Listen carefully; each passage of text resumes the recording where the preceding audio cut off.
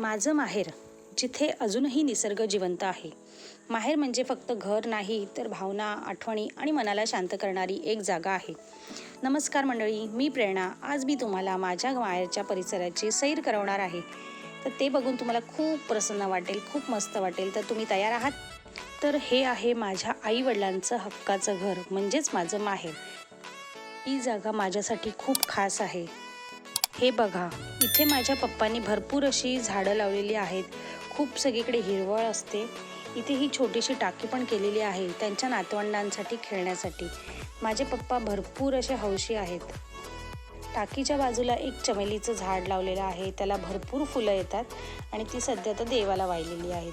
त्याच्या पुढे हे आहे पपनीसाचं झाड. ह्याला पपनीसं बघा केवढी लागलेली आहेत. भरपूर पपनीसं येतात आणि ते आता सध्या छोटी आहेत. ते मोठी झाल्यावर एकदम फुटबॉल एवढे त्याचा साईज असतो. तर भरपूर अशी लागलेली आहेत.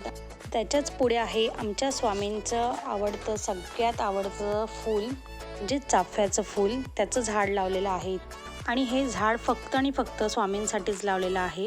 आणि हे बघा केवढं उंचावर गेलेलं आहे आणि फुलं पण भरपूर आलेली आहेत उंचावर. ती काढतासुद्धा येत नाही आहेत तिथून, पण भरपूर अशी फुलं येतात त्याला.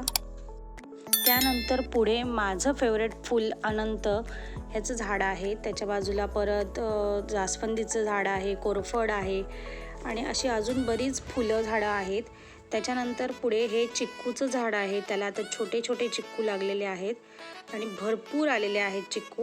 आणि मी शूट करत असताना जीव शौर्य पण पळत पळत तिकडे आले.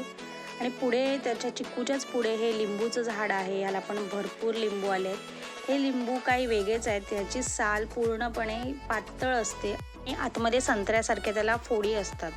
त्याच्याच पुढे हे एक कढीपत्त्याचं झाड आहे. ते पण खूप उंच झालं आहे. इथे माझ्या पप्पांनी झोपाळा लावला आहे आणि जीव शौर्य तर त्याच्यावर भरपूर असे एन्जॉय करतात. त्याच्यावर दिवसभर तिथे झोपलेले असतात. खूप त्यांना मजा वाटते तिकडे. शेवटी आजोळ आहे.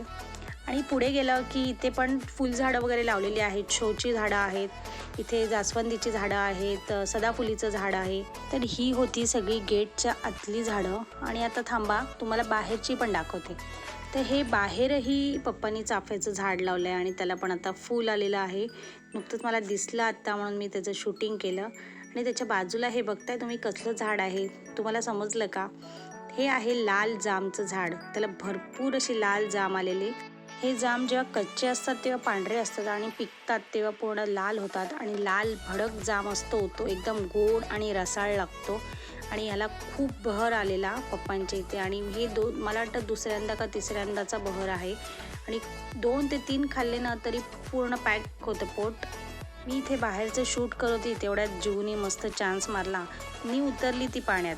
आता काही बोलू शकत नाही कारण आता त्यांची हक्काची सुट्टी चालू झालेली आहे आणि त्यात परत आता आजोळे आलेत. मग काय मज्जाच मज्जा.